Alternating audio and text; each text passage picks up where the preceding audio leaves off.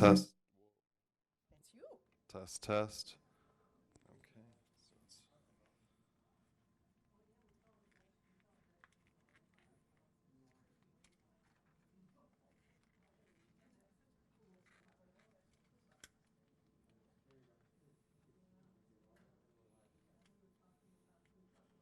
Okay.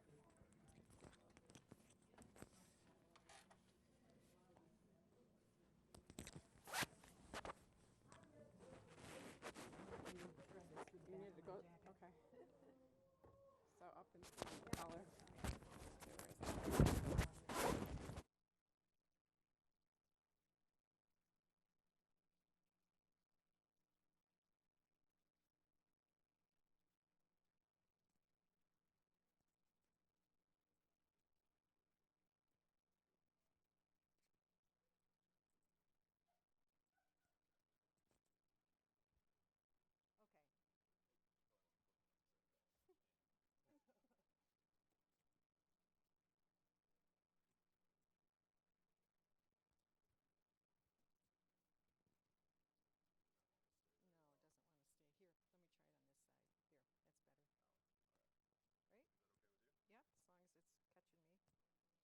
Okay.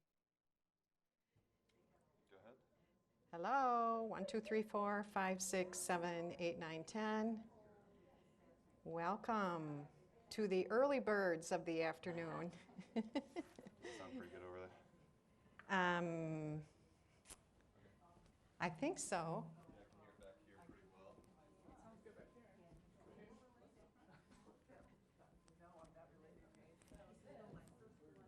Want me to try again? It's good. Sounds good to me. Yep, thank you.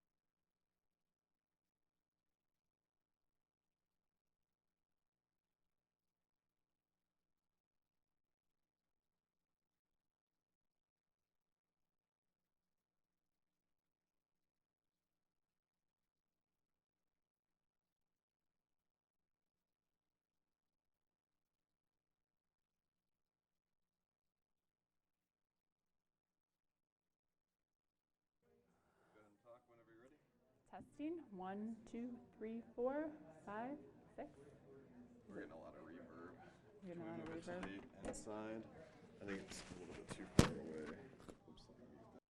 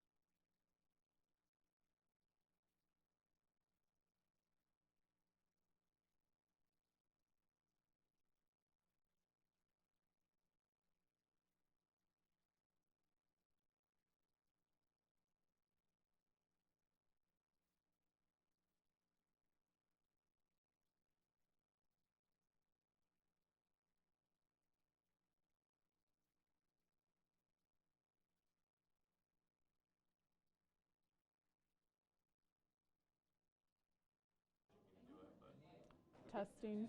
1, 2, 3, 4, 5. Testing. 1, 2, 3, 4, 5. There's like a little echo. Yeah. Someday when I build my stamina, So what we can do to get rid of that. run on the trail. Okay. Testing. 1, 2, 3. 1, 2, 3. Okay, I don't think I'm gonna be able to get rid of all that echo. So I think I'll tweak it a little bit more Okay. when you talk, but I don't think I'll be able to get rid of all.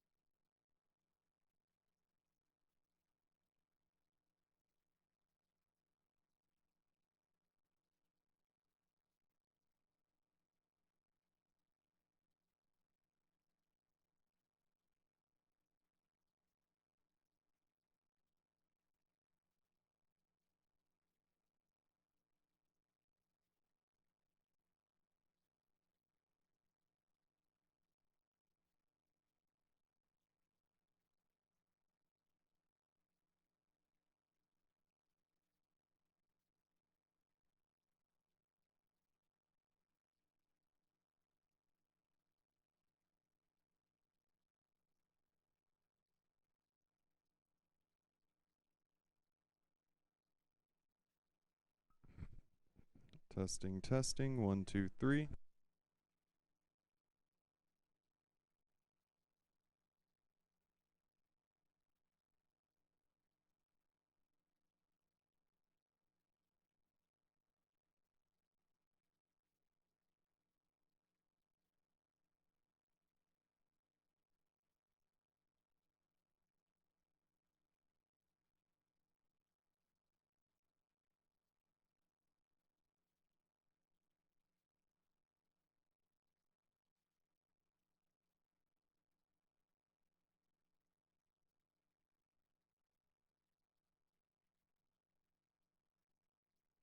Testing, testing. No, you're fine. Testing, testing. Hello? Hello? Can you hear me? Testing. 1, 2, 3. Okay.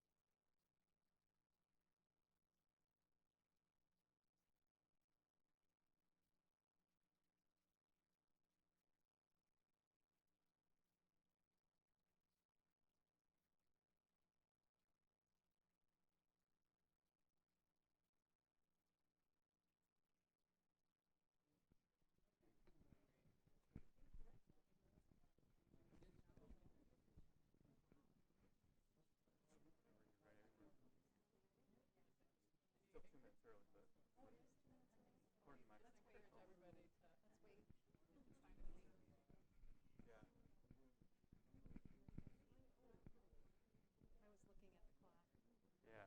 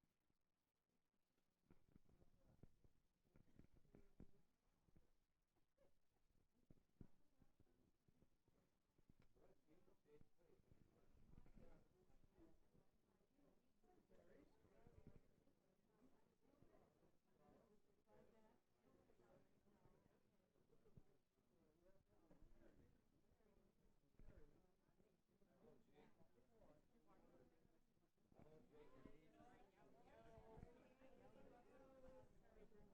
That one is too.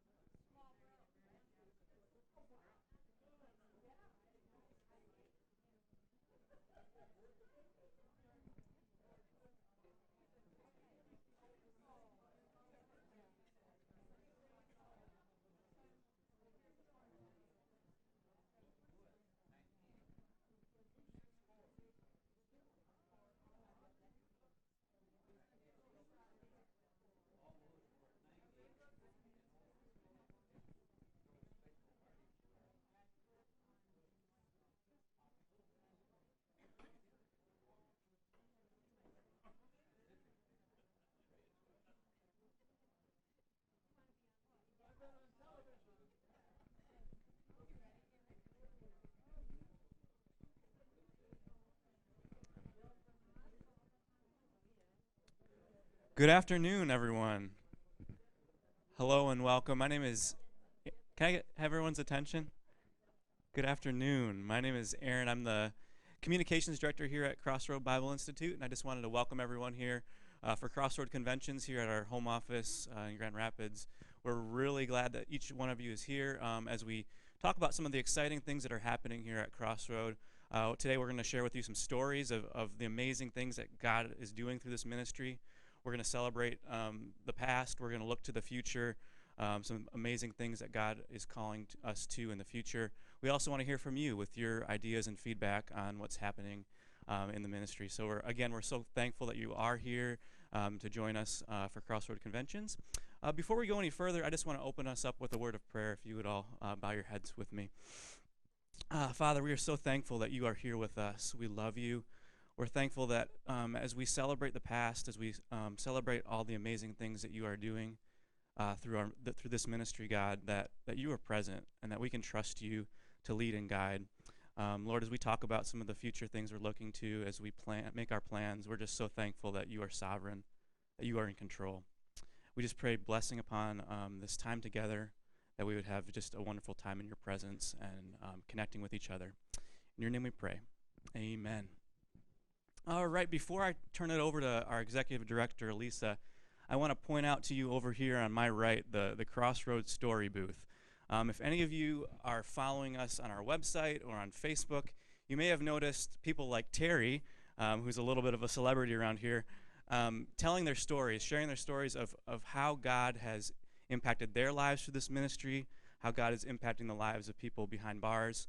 We're really focusing as a ministry on telling our story better, because God is doing some amazing things in our lives, in the lives of volunteers across the country, in the lives of prisoners across the world. And we want to celebrate those things. We want to share them with people who are not involved with our ministry, so we can encourage them to join us in this important work. We realize that there are a lot of people that don't know about us, and we need to engage the next generation in this important ministry. So what the Crossroads Story Booth is all about is that we want to hear from you guys, sharing how God has impacted your lives through communicating with people on the inside. So if you want to, after we're done, you can come to the Crossroads Story Booth. We'll ask you some questions about what it's been like to be an instructor and a volunteer at Crossroad, and just basically share your testimony of what's happened during your time volunteering for Crossroad. We'll help you through that process of sharing your story, and we'll also make you look good. Terry can attest to that. So we'll be showing Terry's video a little bit later today. But at this point, let's welcome up Lisa Blystra to talk. So we know that people are not inclined to want to be in front of a camera, so we recognize that. And seriously, as we've been out this week, in Kalamazoo on Monday, in Zeeland last night, on to Detroit tomorrow, and then back here at our home office on Monday, what I know the audience is really appreciating is the stories of life change. And so, as Aaron mentioned, if you would be so inclined to stop over in the side room when we're done today, we would really appreciate being able to capture just some of the amazing things that the Lord is doing in our midst. So I'm Lisa Blystra, for those of you that have not met me. I have the privilege of being the executive director here, and October 6th, I will celebrate my 1-year anniversary of being in this role. It's hard for me to think that I've been here a year already, but what a year it's been. It's been just an amazing journey of discovery, of looking back at just some of the amazing things that this ministry has been a part of over the last 31, 32 years. Certainly evaluating where we are today with an eye toward how are we going to sustain this ministry into the future, and even have a bigger impact on prisoners around the world. With me today, I'm fortunate we have a lot of staff people here. Karen Lloyd, our instructor coordinator, many of you have contact with her because of your roles as instructors. Karen is going to present later on this afternoon. Karen has been on staff 16 years, one of the employees with the most longevity currently. And Karen has just made a decision to resign from staff here. There is a young man in Kansas City that is wooing her to Kansas City. And those guys just have a way of doing that. And so she's following the call. And she is going to be finishing up her employment the end of October. And so obviously that is bittersweet to us. She has been an invaluable resource for those of us that are newer in the ministry here. And I know she also has been a great resource for those of you that are out in the field doing this work. So I just want to acknowledge Karen's hard work over the last many years. Also, J.R. DeGroot in the back with a blue shirt. J.R. joined the ministry about a month after I did. We had kind of this divine sort of connection that really the Lord fully orchestrated. When I came on staff, I knew that I was going to need to add somebody to our team that had operational expertise, had a more extensive financial directive sort of background than my skills. I know that spreadsheets make me breathe really fast and not think straight. And a mutual friend of ours that JR met in Florida, who winters in Florida and lives in Holland, made me aware that JR was making a decision to move to Grand Rapids to be closer to his two daughters that had graduated from Calvin and were going to remain here.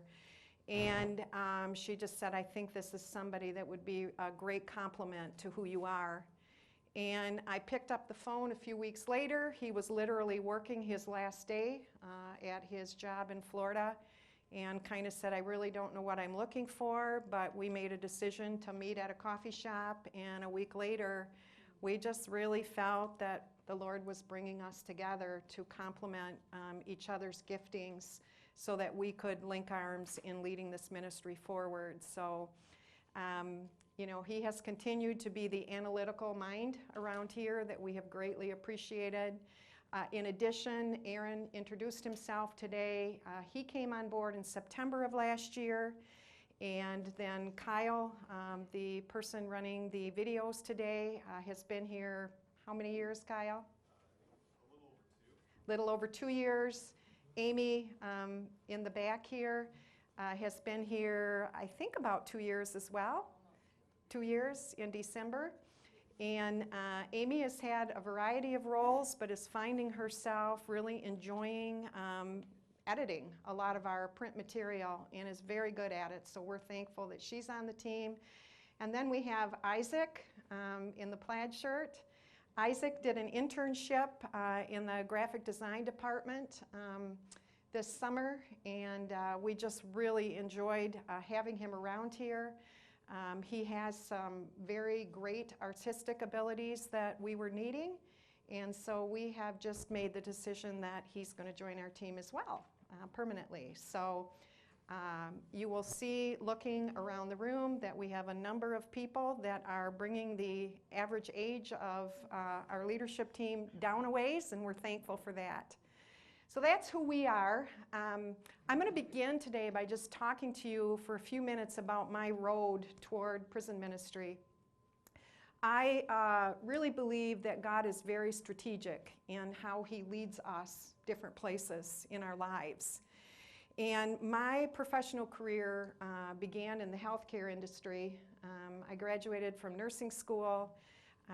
I assumed a position at the local hospital in Holland where I was working, really became focused in the emergency room, trauma area, and did that for a number of years and really enjoyed that career. But after a while, the Lord just really began revealing to me that I had a heart for marginalized people.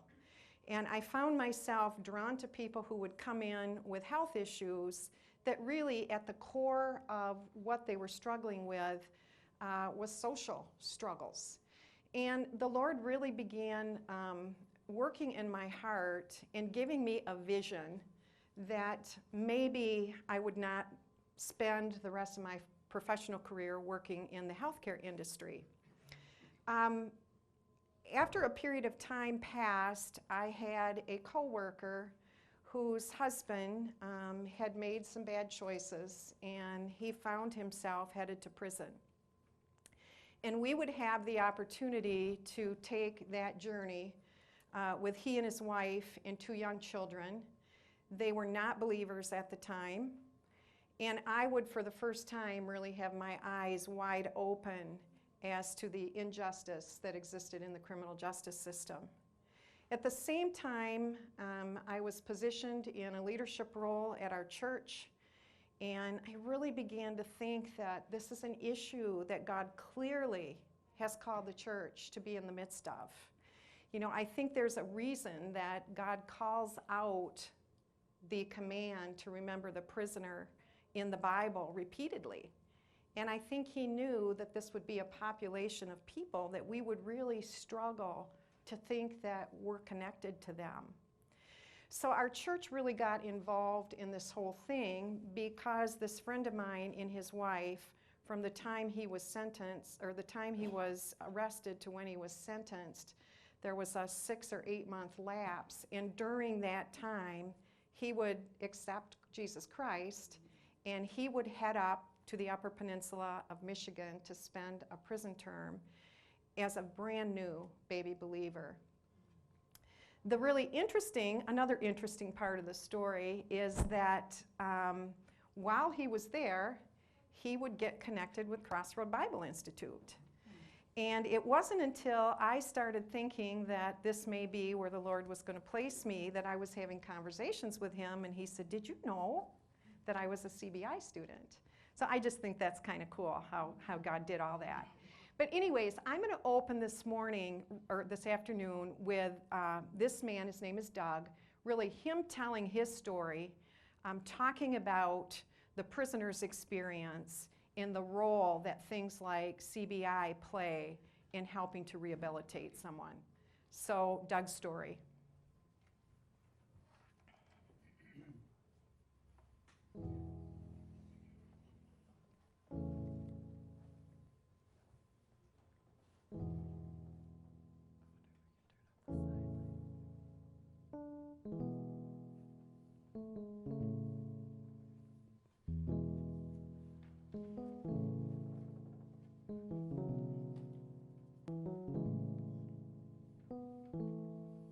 You know, when I was arrested, okay, obviously I was arrested for a reason. I was engaging in very selfish, poor behavior, making poor choices. And what was interesting about it, I had a very public job, right? And probably a kind of an important job and in our community. And when I was arrested, what was interesting is that many of the folks that kind of were around us as a family, who we may have thought friends or what have you, suddenly disappeared, right? They just didn't show up at our door. And I get it now in hindsight, because I think folks that when you start talking prison, you start talking arrest, broke a lot of trust. They just didn't know what to do with it, right? They just didn't know what to do with it. But what was interesting at that time was that there were a number of people on our peripheral part of our lives that suddenly started showing up at our door, right? They'd call, they'd come over, and these weren't people we normally hung around with. They just were faithful in doing that. It was something that my wife and I had never experienced before. And it was a very trying time in our lives. Our world, just because of my choices, got flipped upside down. I had a wife, I had 2 small children. I had suddenly, my wife isn't working full time, so how are we going to handle this full? We got this whole unknown ahead of us, especially when they started talking about, you have the potential to go to prison, right? And of course, prison was not in my world, right? And so I had all these, what does that mean, right? Scary. I didn't know what it meant, because I had prison in my head meant something very trying. I was not a church guy. I mean, that was not at all part of my world. Through their faithfulness and through the little thing I told you about, through their presence, right, they were making impact with me. They started sharing a different message with me, one that I had never really truly heard. And they didn't do it just come out right, say it, but they started inviting me places. And one of the places they invited me was to church. Through that, I just started reading the Bible. I started in the Old Testament because I could understand the stories, right? I loved the stories. But then that just started kind of an appetite to start digging deeper. And ultimately, someone asked me, what would happen if you died today? What would happen? And that led to other things, and I ultimately gave my life to Christ, which just changed the whole direction of my life.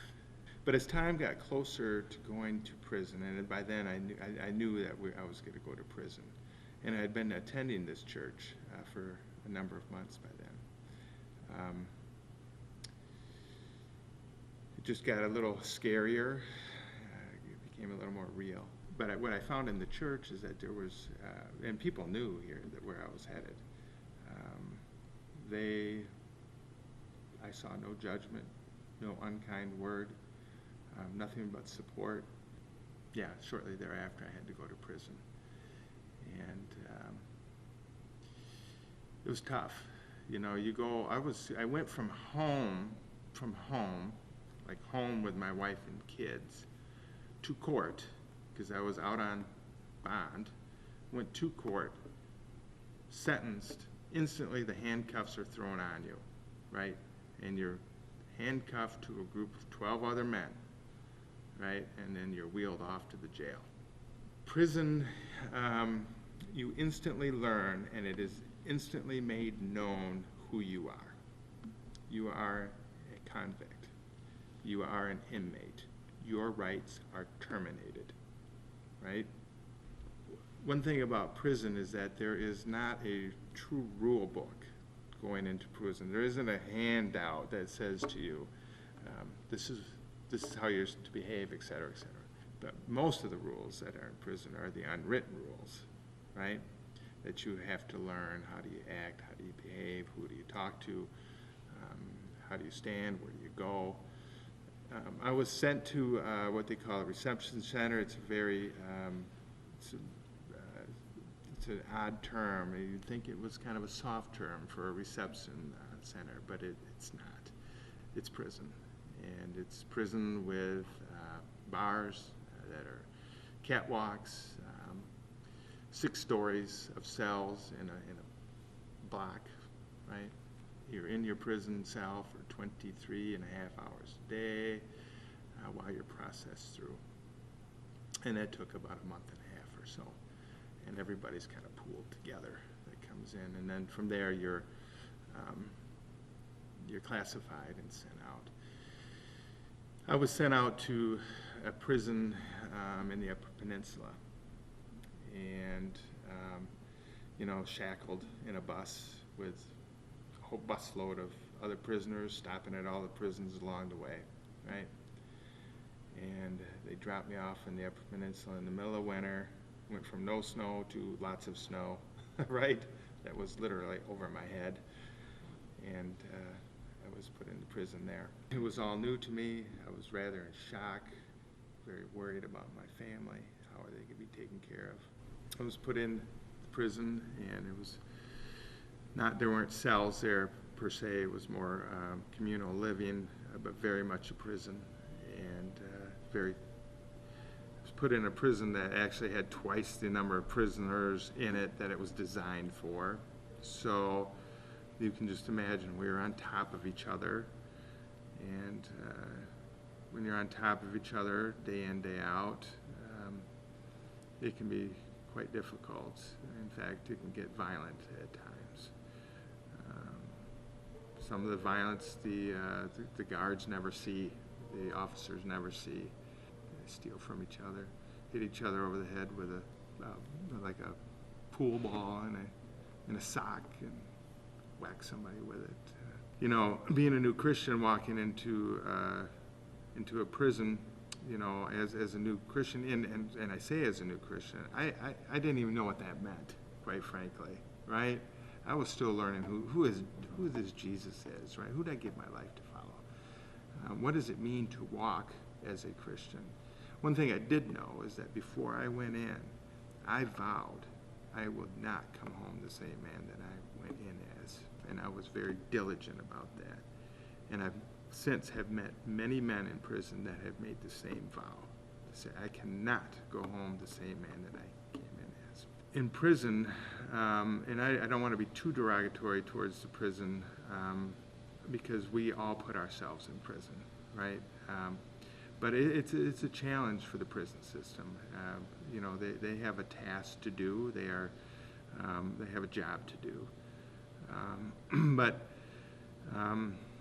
the challenge for us as a community, as a society, is what do we do with the prisoners once they go inside? There are limited programs, especially in the UP. I mean, there's just not a lot of volunteers that come in, and you know, and so when you hear the term warehousing prisoners, yeah, we're doing it. There was nothing for me to make myself better that the state was going to put on, except for a few groups that I needed to go to. I had to learn how to jail first. I didn't know how to jail, right? There are ways to jail that are healthy. There are ways to jail that are unhealthy, right? There are some men that can sleep, literally sleep 20 hours a day, right? It's an art that they figure out how to do.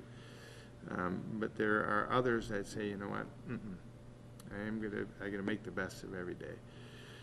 When I came into prison, I was fortunate enough that a group of individuals surrounded me.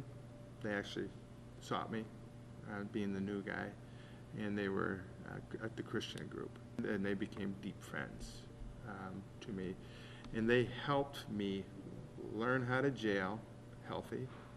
They helped me grow as a Christian because they were further ahead in me than I was. They also introduced me to prison church.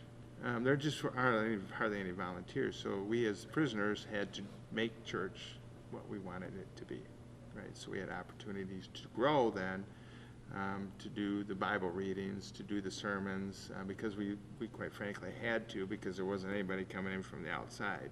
Also did things like your program, Crossroads Bible Institute. I did the full 2 years, which was a great thing. I mean, that was a great constant in my life for those 2 years, because I was still learning the Bible at that point. I still am now, but I mean, I was really learning the Bible then. I didn't understand it well and some of the concepts behind it.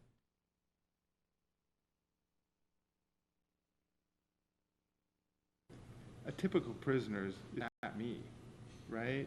I mean, there are a lot of me's in prison, but if I looked at,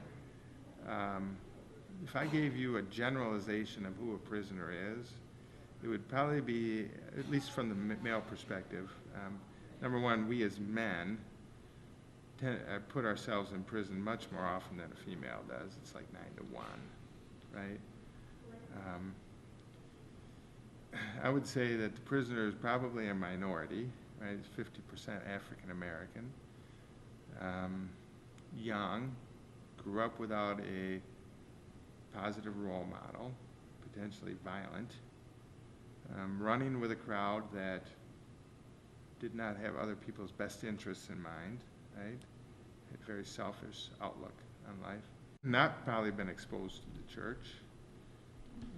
And maybe as a child their mother, the grandmother brought them to church, but as they grew older, they left. Does not have an understanding of what a healthy father is. They don't have a true understanding of what a healthy father is, let alone a father we cannot see. A father that we need to look for in other people, right? They don't understand that. When you're corresponding with somebody, what was helpful for me was encouragement, because I basically grew up without a father as well. You need to encourage them, need to speak truth, never talk to them about their crime, because that'll shut your door immediately. But challenge them. We like to be challenged. When I go into the prison with our volunteers, when we as a church go into the prison, the prisoners, once you start building that trust with them, they like to be challenged. They like their thinking to be challenged, right? And you can do that in a not disrespectful way, in a healthy way. Just say, did you think about, when you're looking at their Bible lessons, did you think about? Throw more of those in, as many as those that you can into them. Did you think about, without giving them the answer sometimes, so that they can say, I didn't think about that. Many inmates don't get a lot of mail, right? And so what I would see the inmates doing is that they would go through, they would hang on to everything, right? Anything that was written to them. And so so for your volunteers, you can bet that they are re-looking at what is written to them multiple times, right? And so if you're sending them a challenge, they're looking at it, they're reading, at least reading it multiple times. I kept some of my letters for years. They just kept them. They were kind of like a source of comfort for me, right? Because every day we're interacting with other inmates, right? Some of those inmates don't have your best need in mind, right? I mean, so you're kind of living, not kind of, you are living in basically a very unhealthy environment. And so when you get something positive that comes towards you, you latch on to that. And that's why it's up to us now, at this point in my life, and our volunteers, and for you as Crossroads, to try to breathe into the inmate to say, no, you are part of our community. We care for you, right? Never touching them, so you can never justify what brought them to prison, right? Our goal is to say, no, you are a man, right? And this is how we walk as men, right? And to help them, move them from here to there. But at the same time, the benefit of doing that is they, too, are helping you move from here to there. Because once you and I realize that we, too, are broken people, right? And sitting in front of me is a broken man, right? And we're really no different, right? That we're two broken people trying to figure out life. How do we behave? How do we do the next right thing, right? How do we grow the kingdom? Where we're at in life, together. Because your Crossroads volunteers aren't able to go into the prison, right? And so that becomes a challenge for them as well, because they're writing back and forth and not really meeting that person face to face can present its own challenge, because you're trying to encourage somebody through letter writing or through comments that you probably will never meet, right? But I just want to encourage them that what they are doing truly does matter. It does matter. We all have our piece in life. We all have our gifts. We all have our capacity. Not everybody can go into the prison, and I'd say not everybody should, or not everybody will be allowed to go into the prison, right? What's nice about Crossroads is that someone can do that at home, right? And truly breathe life into someone who needs some life breathed into them, right? Because you don't know where that prisoner is. I mean, they may be at a juncture in their life where they're ready to make a change. They may have that moment through that letter writing, through those words, to say, you know what, I can't do it this way anymore. It may be that point. It's my role as a volunteer. My only role is to be faithful and to be available, right, to the best of my ability. And from there, right, God takes the rest, right? It's up to the Holy Spirit. And so if I do this to the best I can, we'll let God take the rest.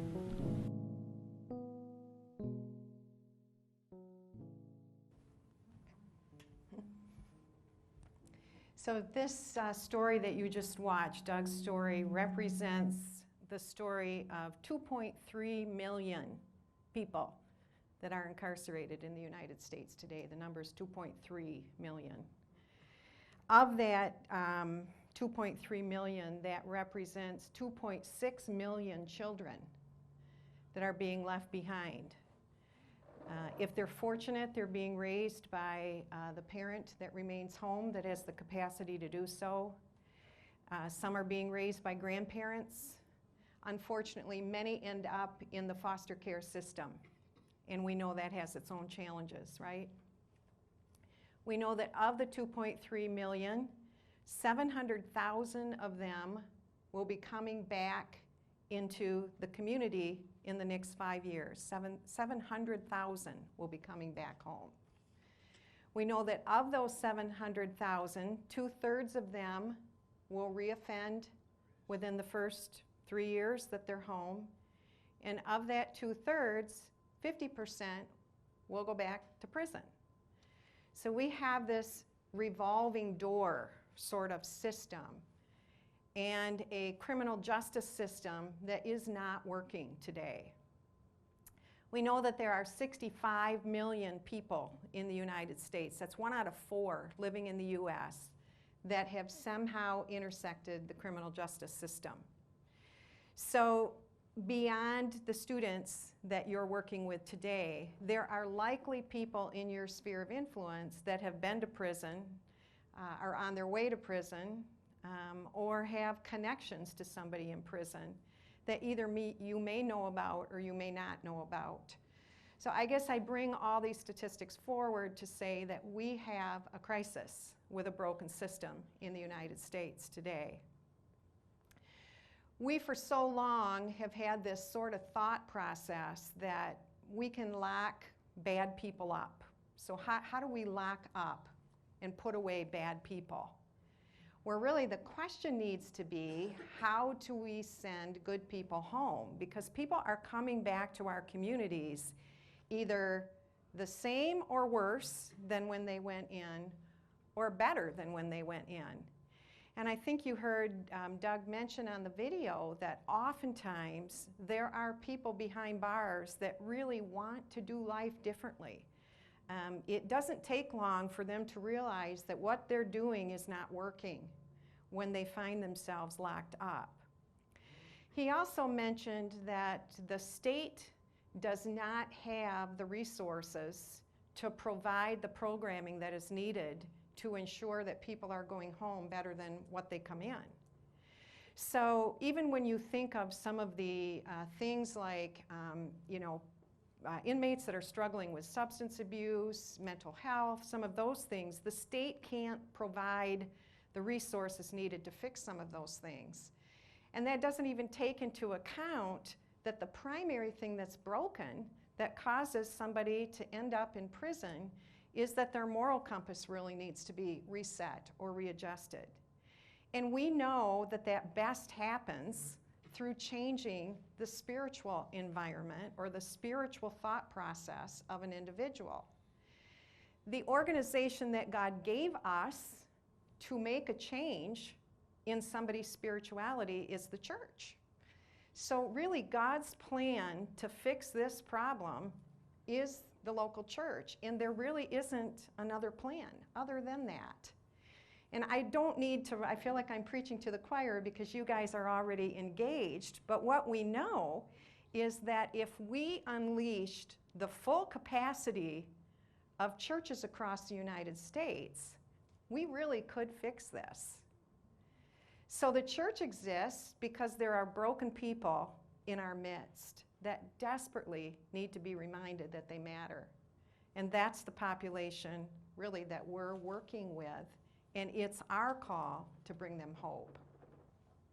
So the upside is that Crossroads has moved into that space over the last 30-some years. And I'm happy to tell you that we have somewhere around 5,500 volunteers that are serving as instructors across the United States, and another somewhere around 1,500 volunteers that are serving in similar roles around the world, that are really following God's command on their life to bring hope to people who desperately need to be reminded that they matter. Of those 5,500 volunteers, many of them have been doing it for a very long time. We had a lady in Kalamazoo, she's been at it 20 years. I know we have people in our midst that have been instructors for 30 years, but this woman said that in the 20 years that she's been writing students, that she has interacted with over 500 students. And I just think if you multiply that amongst the 5,500 volunteers that we have, I can't even begin to think of how many lives have been touched through this ministry. And you guys are the backbone of that. You're the ones that make ministry happen. I said to somebody the other day, you're also all the appendages, because without the people that we have scattered across the U.S. that are in the field, that are weekly corresponding with inmates, we would not be able to do what it is that the Lord has called us to do. So what I would like us to think about is, what role is the Lord calling us to play in multiplying ourselves?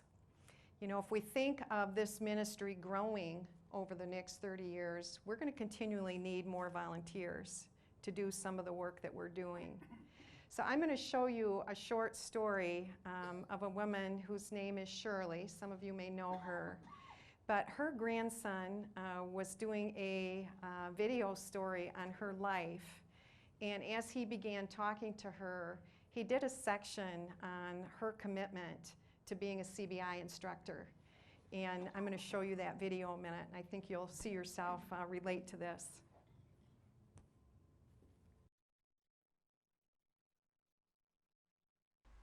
This is my grandmother.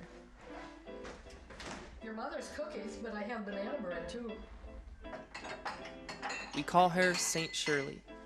To her 49 grand and great-grandchildren, she's the patron saint of homemade cookies and whole milk. You want to sit by the table or you want to sit here? I just want one. I am the thesis of her prayers, her nieces and her nephews. But that's not the only reason we call her that. You see, for 13 years, my grandma has become pen pals with men and women across the country, people she's never met and probably will never meet, because all of them are incarcerated. Joseph is another one, very interesting, very intelligent. It's Mark. Oh, maybe I moved him into this one, the other one. I'm sure the other one is about 2 years also. Unless it's in here. I don't usually have trouble like this finding them. Oh, that's all right. I have students from Florida, and I've had them from Virginia, I've had them from Illinois, from California, out east, just almost all over. And I know I can't relate to them in everything, you know. I know my home has been totally different than most of them. I have a large family, and I'm very involved with them, and I'm very close to them. Some of them don't even know what an ordinary family life is, and I try to tell them a little bit of that. I want to help them enjoy life. I know they don't have the same opportunities, but it's just something to give them something to think about. It's almost the end of October. When I look out the window, my eyes confirm it. The skies are bright blue, and as my daughter pointed out at dinner, the yellow leaves against the sky are brilliant and shining. It's important to me because I want them to understand truly what the love of God is. But I think Christ loves them all. That's what he died for. You know, in John 3:16 it says, God so loved the world. And when you're guided by the Holy Spirit, you can talk to anybody about it, and they listen. I am just amazed at that. I've shared Christ with people on driveways and in buildings and in my living room. You're just gonna keep writing letters. Keep writing letters.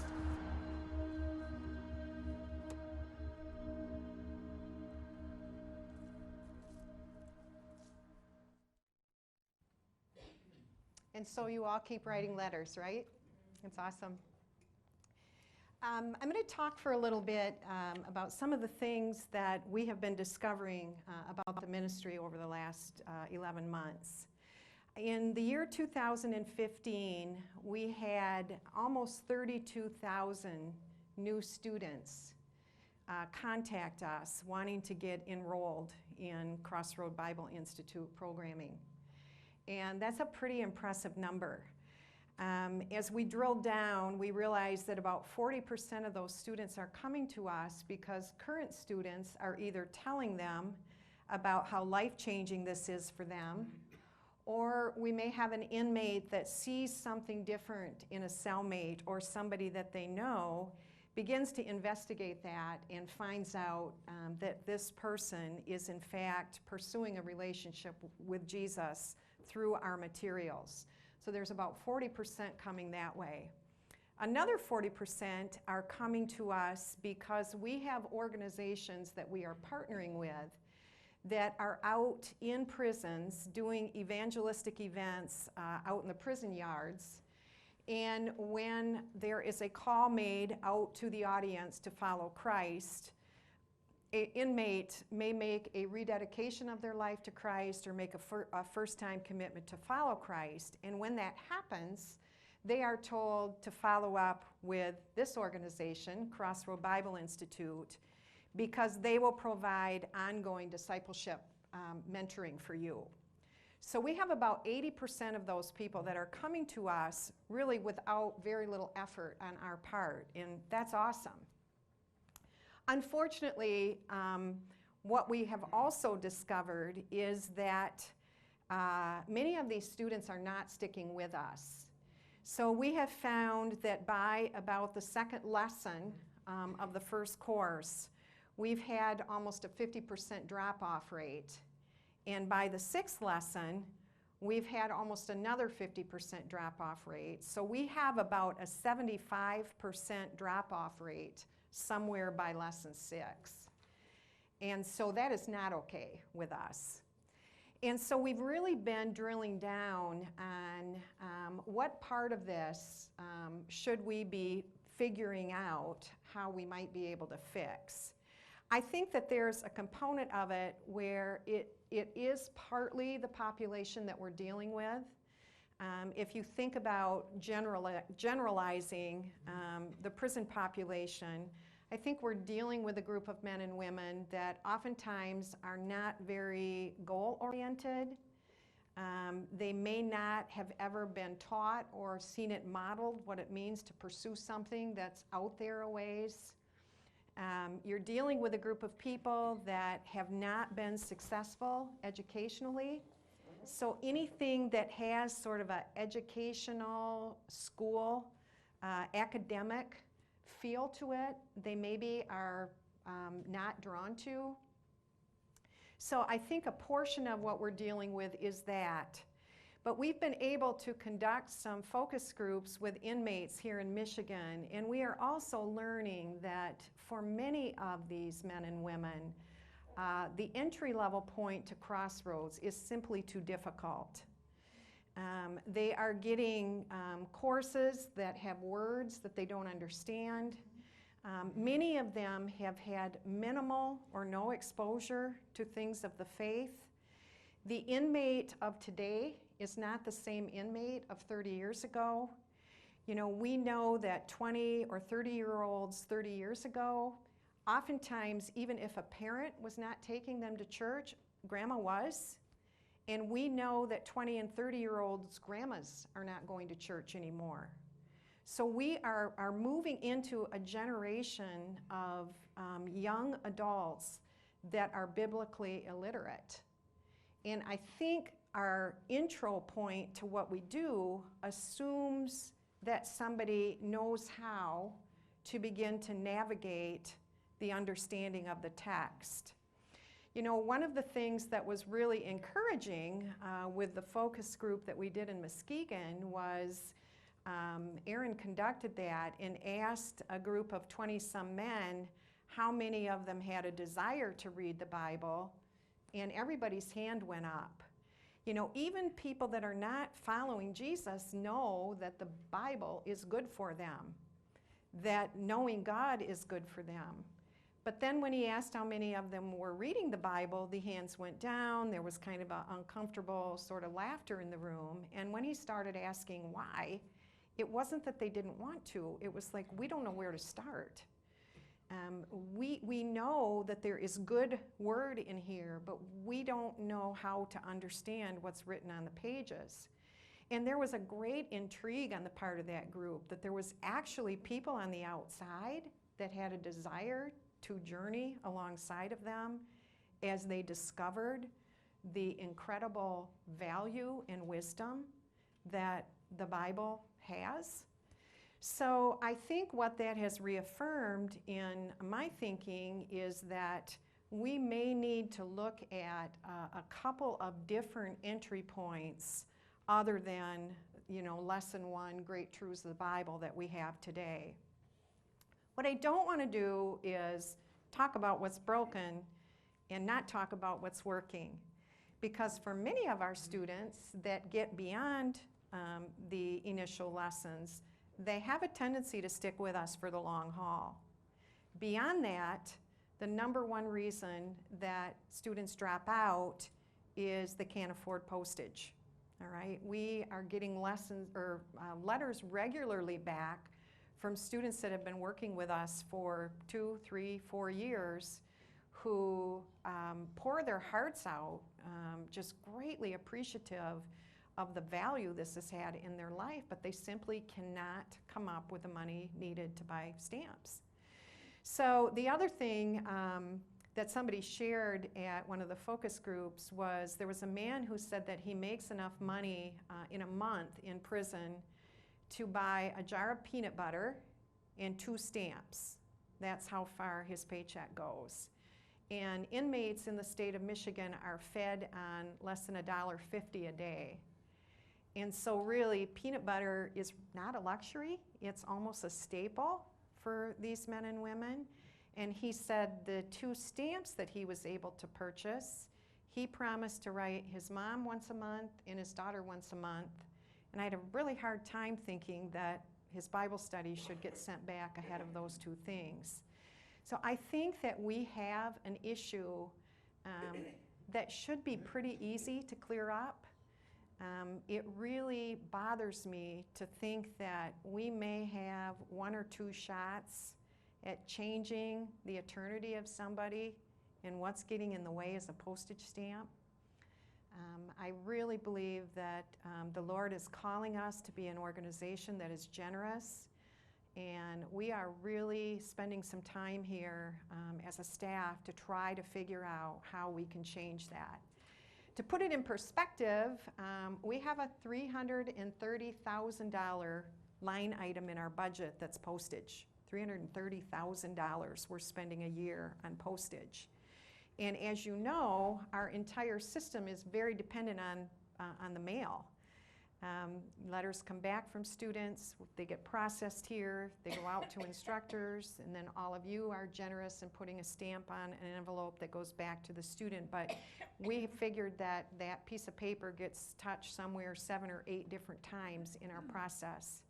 So we've been thinking about, even if we were to lay our lessons out differently, that maybe we could package 4 lessons that go out to the inmate at one time with 1 stamp, that then we could take the other 3 stamps and we could pre-postage what comes back to us. So we're really trying to figure out a way to do this differently where we can still be excellent stewards of the resources that we've been given, but that we're fixing some of these things that are definitely barriers for our students. Another thing we're learning is that we have students that have been faithful, that have been involved in Crossroads now for a number of years, and they're running out of things to study. And so when that happens, then the student drops off. And while I'm sure all of you think about, well, that's not good for the student, we're hearing from students who are saying, I'm facing a lengthy sentence, maybe a life sentence, and I just am so sad that I don't have anybody to help me navigate the complexity of where I find myself. But what's been interesting is we've been reading letters from instructors who also are really troubled. I spoke with a lady in Zealand last night who told me that she had a woman that she had been writing to for 7 years who finished the courses. And so the way our current process is set up, that means the communication between the instructor and the student also ends. And she was telling me that at least once a week, she wakes up during the night and the Lord has just placed a burden on her heart, wondering how this woman is doing, wondering who's caring for her, wondering who's encouraging her in her further pursuit of things of faith. So I think we really feel committed to creating a process where students become lifelong learners of the Word of God. I think that discipleship probably doesn't have a stop date and a start date. And so we're looking at how do we continue to add to our curriculum so that a student never runs out of things to study. So those are some of the changes that are ahead as we look at expanding our curriculum. As we talk about that, another challenge that we have is that we have an aging volunteer base. And that's wonderful.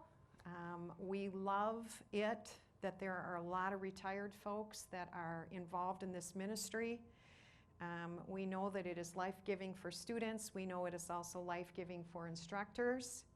But we are not bringing a pool of replacement folks in at the pace that we need to. So we are not replenishing our volunteer pool, and we need to be purposeful in doing that.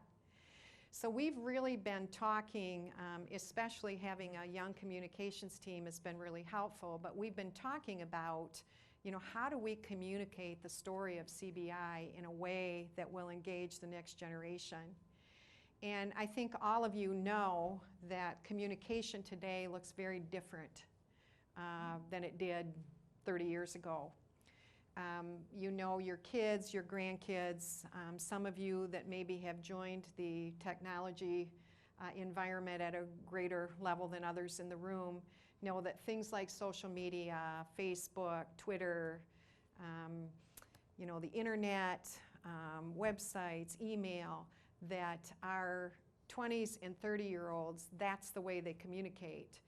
We had a group of Calvin students here in the spring that were doing a class on social justice reform, criminal justice reform, and there was a young, I don't know, I think they were freshmen or sophomores, there was a young man that raised his hand, and as we were talking about how we deliver our ministry, he actually said, how do you write a letter?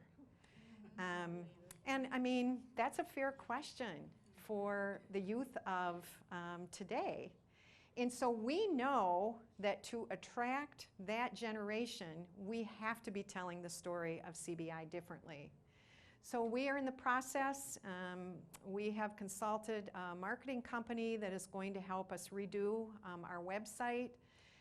The stories, a couple of stories that we shared today, we really want to be doing more with sharing short stories of both how this is impacting volunteers, how it's impacting students. We are blessed today that we seem to have a steady stream of CBI students that have been released, that are doing well, scattered across West Michigan, and we've been able to talk with a number of them, so capturing some of those stories. And then what we intend to do is populate Facebook with those. We want to make sure that they're going on our website, that those stories are going out to instructors. And while we understand that can have great impact, we know that the best storytellers are those of you that are living this. We know that Grandma Shirley, talking to her grandson about why she does CBI, probably has greater impact than anything we can do. So part of what I'm asking you to really think about today is who in your sphere of influence needs to know why you do what you do. Do your children know? Do your grandchildren know? A couple of ladies shared with me today that it was a friend who told them about CBI, and the initial response was, I don't think so. The friend was somewhat convincing and said, you ought to try it, and I think you all know that if you try it, you stick with it. The biggest reason our volunteers go away are typically, I hate to be morbid, but usually it's because they die, or there's a health constraint that enters into somebody's life and they're not able to keep up with it anymore. In saying that, I met a elderly man in Iowa in May who was telling me that he couldn't write anymore, and so his daughter started transcribing his letters. And not only did she continue to write for him, she became a CBI instructor. I met another family in Chicago, 3 generations involved. Grandpa and Grandma, I would say in their early 70s, had a son and daughter-in-law somewhere in their probably later 40s that got involved as instructors. And then I also interviewed their 20-some-year-old son who became an instructor.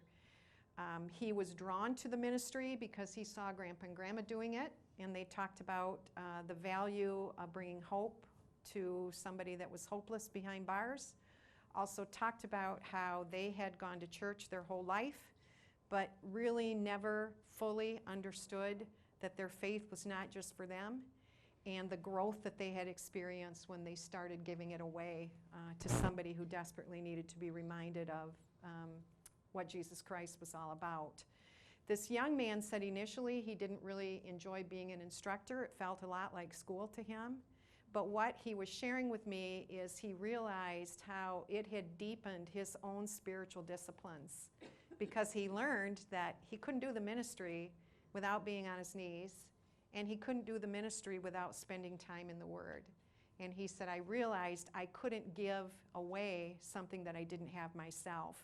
And a couple people last night mentioned something about how this had also deepened their spiritual disciplines. So I would just encourage you to look around you and think about who needs to hear about the great work that you're a part of. Last thing I want to mention is currently we have a couple of ways that volunteers can be involved. Some of you are doing both, but really today it's the instructor pathway that most of you are on.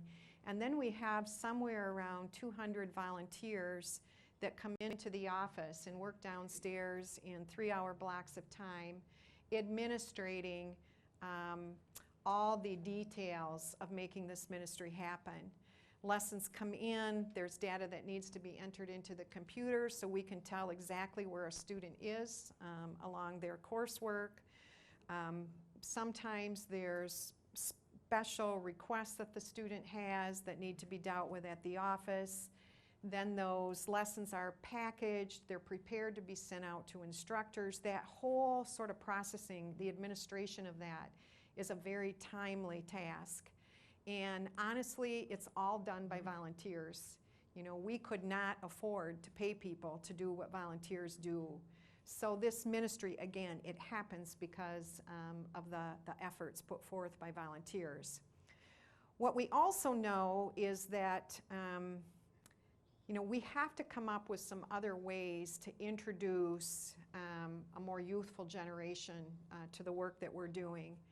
And we were approached by a high school teacher at one of the local Christian schools whose grandparents did Crossroads. And they were going through a serve project with a group of students. And I'm going to show you their story as an example of other ways that people can be involved.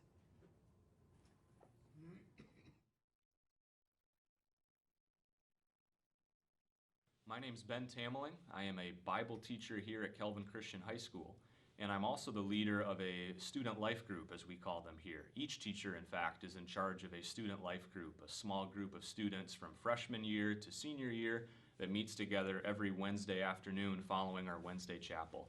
And one of the things that we want to be more intentional about here as a school is serving and performing acts of service that connect us with the wider community around us.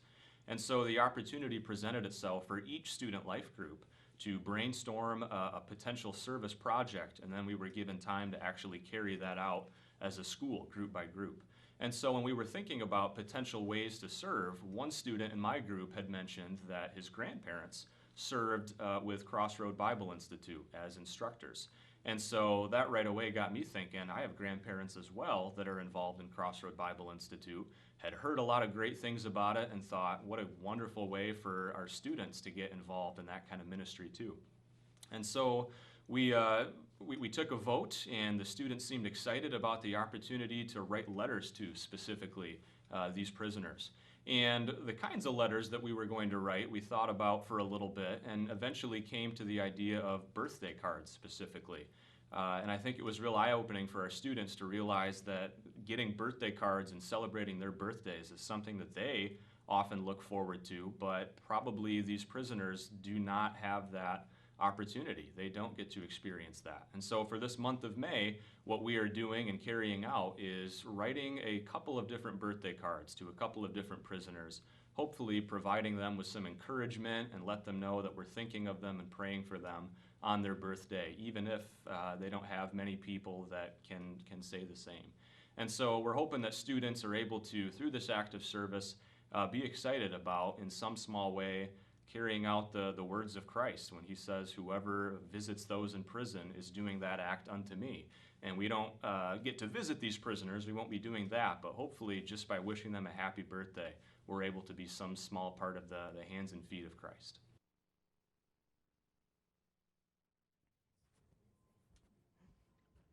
So that was something that actually they came up with and approached us on, so I thought that was pretty exciting.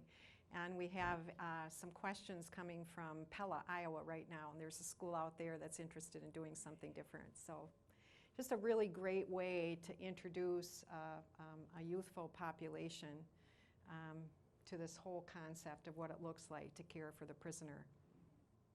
One of the other things I want to make sure I mention is that we've also made some changes in how Bibles are being distributed to our students. We learned that another thing that sometimes can get in the way is that a student may not have the resources to purchase a Bible. Sometimes Bibles are lost, sometimes they get misplaced when a student is transferred, and it has been our practice in the past that we will only provide one Bible and that there is a responsibility that the inmate has to contribute $2 toward the purchase of that. As we were talking about the challenge when we were doing a Crossroad event out in Iowa, we had a person who was in a position where he could contribute a fair amount, a large sum of money, so that we could not have to worry about inmates paying for Bibles. So I'm really pleased to be able to tell you that that should not be a problem going forward. What we're not going to do is put a bulletin out there that's flashing free Bibles. We know that some individuals are able to come up with the $2. We know that oftentimes it is a sense of pride when an individual can participate in the purchase of something. So we are going to continue to tell inmates that if you can contribute resources, a couple of dollars, so that we can send you a Bible, that's fine, but if not, we don't ever want that to be a barrier. I also know that there were instructors that were participating in that by contributing some money toward their particular student purchasing a Bible.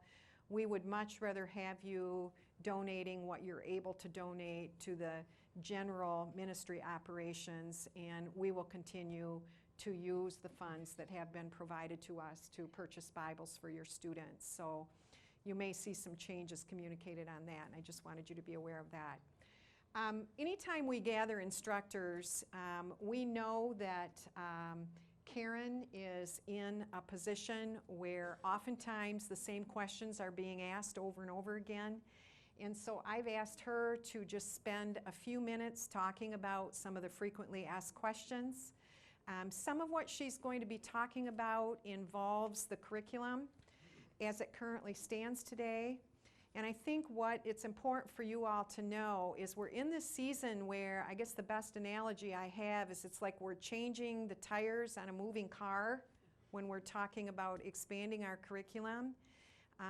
We intend over the next 2 years to develop some new courses, to pilot those courses, to evaluate the courses, to make sure that we're having better retention rates than what we're currently having, to add postage, to do some of the things that I talked to you about that seem to be in the way of us retaining students.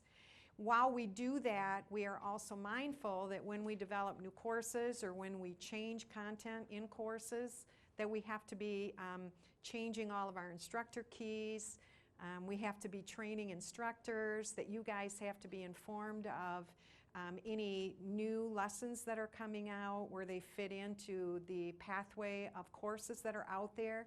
So that's all stuff that we're aware of. So what we're going to be doing primarily in the next 12 months is we'll be pulling together some focus groups. I'm assuming working with a couple hundred students specifically.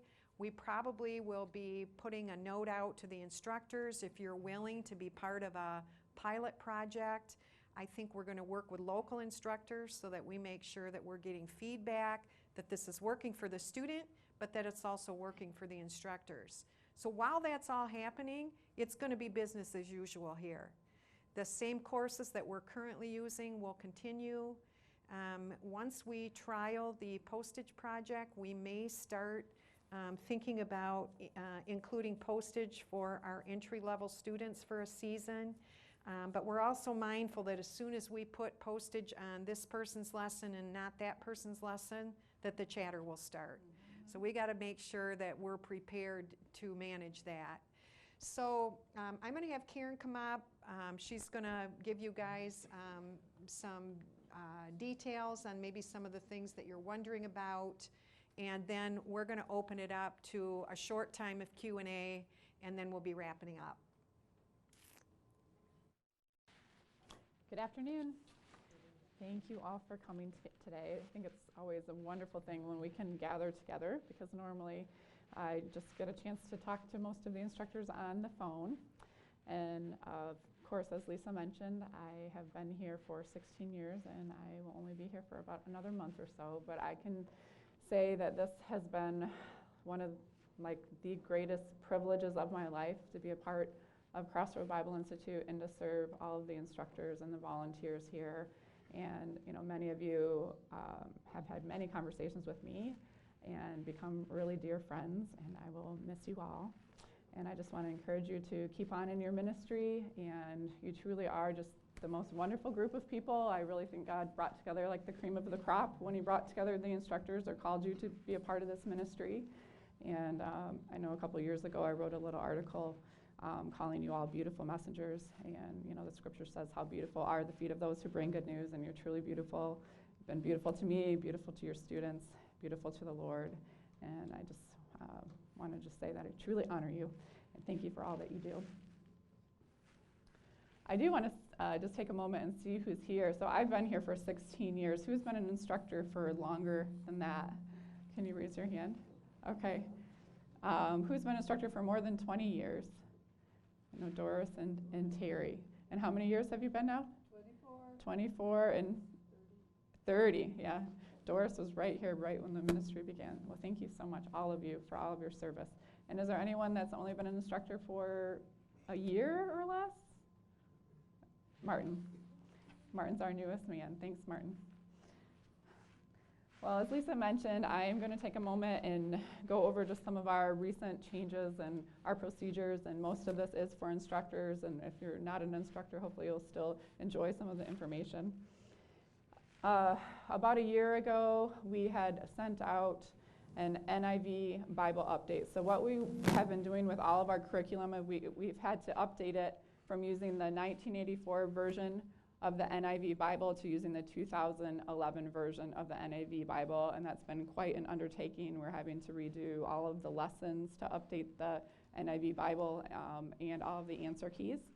So about a year ago, we had sent out the Tier 1 answer key updates to all the Tier 1 instructors, and basically what that is a comparison list of the words that changed from the 1984 NIV version to the 2011 NIV version of the Bible. So if for any reason you didn't get that comparison list, those are on the back table today, so take some of those home. It will be helpful because even as we are trying to use the 2011 version, there's still going to be for many, many years students that will use the 1984. So you want to be able to compare those words, and there are just a few changes.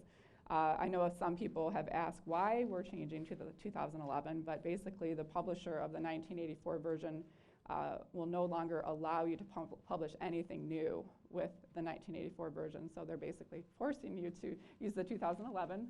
So that's why we are changing all our materials, and We are about ready to send out the Tier 2 answer key updates for all the instructors, so just be looking for those coming to you really soon in the mail. Okay. Also, as Lisa mentioned, we want to be a ministry of generosity, and I have a lot of people that call asking if they can, donate, or they notice that a student needs an NIV Bible. So if you notice that your student is not using the NIV Bible, or and if they mention that they want one, or if you just notice that they need one, just give us a quick call or an email, and we'll make sure that each student has an NIV Bible. And of course, just like Lisa mentioned, if you'd like to donate toward helping us to continue in the ministry or donate toward that, we'll definitely gladly accept those, but it's not necessary. We just want to know that they need one, and we'll send one out to them. Also, I think it might be the first time in history, but the U.S. Post Office actually lowered its postage rates this year, and I have a lot of questions. How much does it cost to mail a lesson back? Well, it is the 2-ounce postage rate, and for a while it was 71 cents, but it's actually only 68 cents now. So you should be pretty safe to put 68 cents on almost all of your lessons. So that's a lesson with a roadmap, with a letter, even with the Crossroad Journal of the Arts, and it usually should go for the 2-ounce. Now, if you're a long letter writer and you add a couple extra pages, then you may bump it up to the 3-ounce rate, which is 89 cents. If you go to the post office, you can purchase the 2-ounce stamps. They'll just give you the 2-ounce stamps. I have a lot of people that say, well, I always just put 2 forever stamps on because I'm not really sure. Just want to make sure there's enough postage on there, but then you're using a lot more than what you need. So it's 68 cents currently.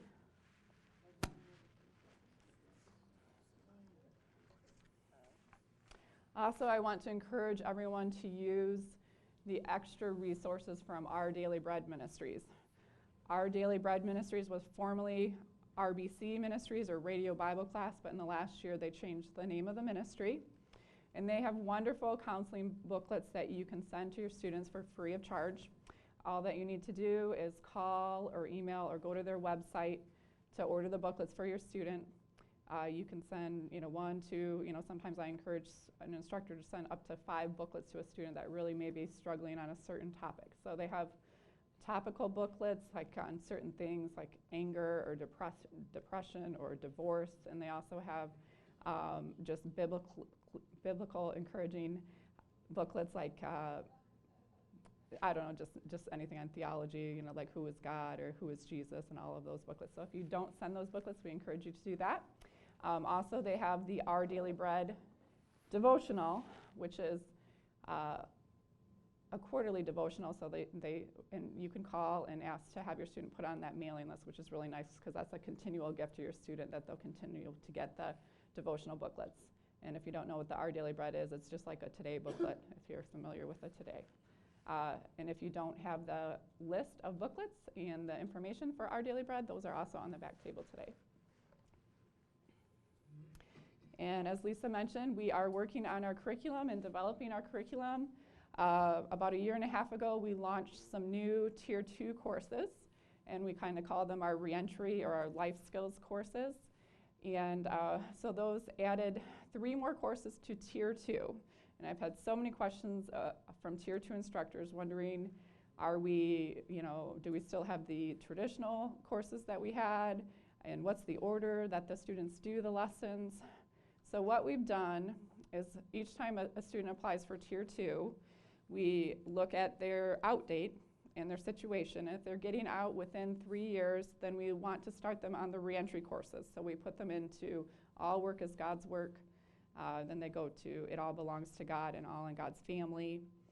At the end of those 3 courses, we will consult with the instructor to ask if you recommend them for Tier 3 for the college level. If they're capable of the college level, they can jump into the college level. And if they're not, or if the instructor feels it would be better for them to stay in Tier 2, then they can go back and do the traditional Tier 2, which is 10 men you should know. And now we have added 10 women you should know for all of the students. In the past, only our female students did 10 women, and our male students did 10 men. But because of the request of a lot of instructors, we have offered both those courses to all students now. So if your student starts out in 10 men, they'll go to 10 women you should know, and then It All Belongs to God.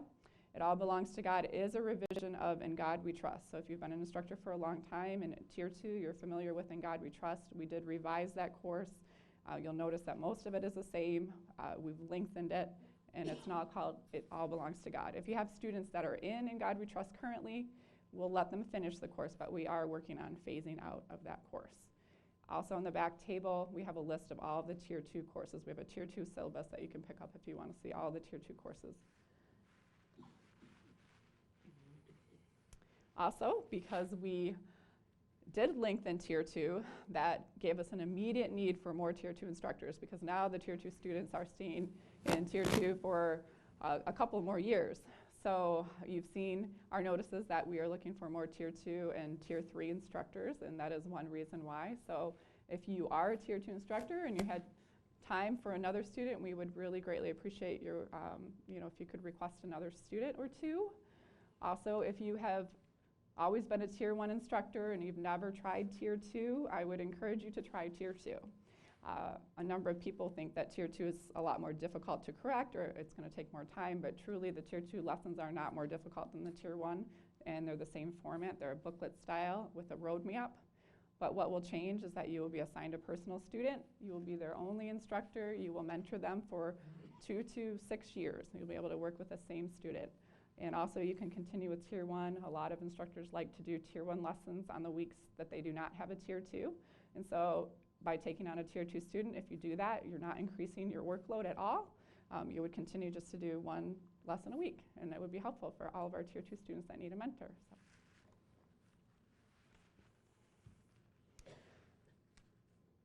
Also, I still have a lot of people that say that they struggle to write a full-page letter, or they're not really sure what they can include in the letter to the students.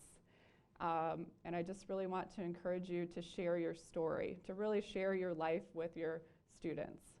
To truly disciple someone, you really need to give them your life, open up your whole life to them.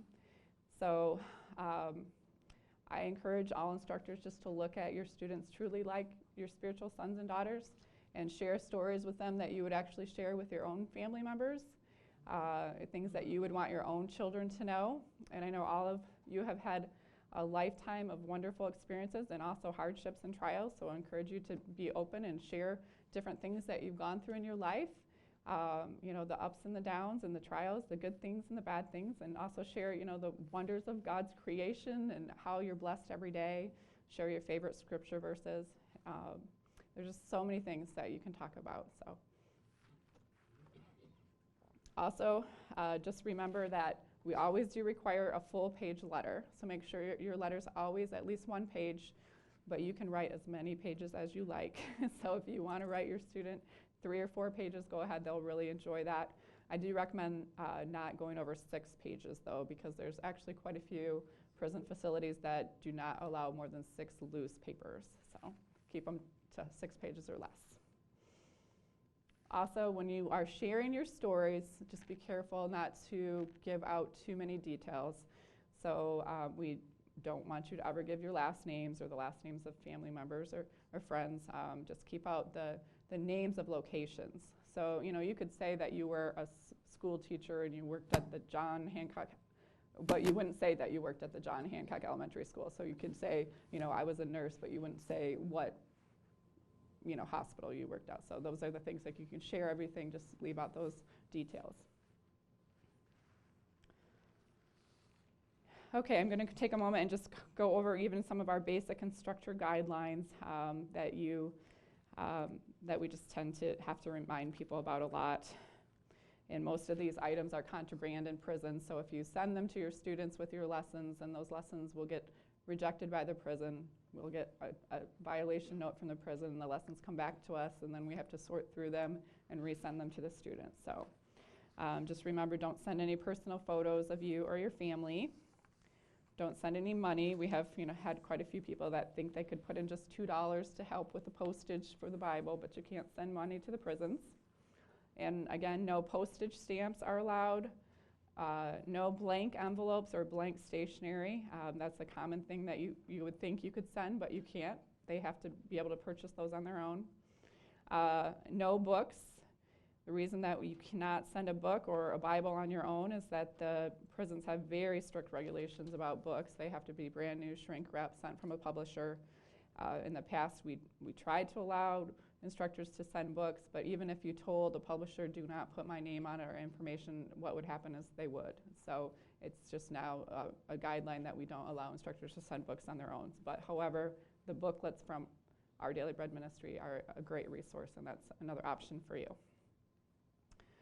No pens, pencils, and other sharp objects like music CDs. They can break a CD, and it can be a real, a weapon, used as a weapon. So, and no laminated materials like bookmarks. However, I think bookmarks are a really nice gift that you can send to your students. Just make sure that they are just a card stock, basic bookmark with no lamination, no ribbons either. Ribbons are not allowed, or no string attached to those. So, and also the little pass-along cards that you see, they have cute little scriptures or cute little verses, or just words of encouragement. Those are really nice little, tiny little gifts that you can send, but it will make their day, and they'll be able to hang it up, or put it on the wall next to their bed.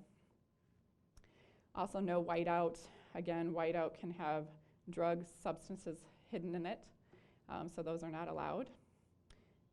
And I think I skipped no stickers, labels, or tape, and those also are not allowed because of drugs, substances that can be hidden in them. So if you think you can put a cute little smiley face sticker on an envelope, you can't. It's not allowed, unfortunately. Also, do not send any of the newsletters to your students. So the Crossroad Network news should not go to the student. There's just information in there that's not really appropriate for our students. But we always want you to send the Crossroad Journal of the Arts. I still have a lot of questions about why do I get this Crossroad Journal of the Arts in my lesson. If you get a Crossroad Journal of the Arts in your lesson, that is for the student.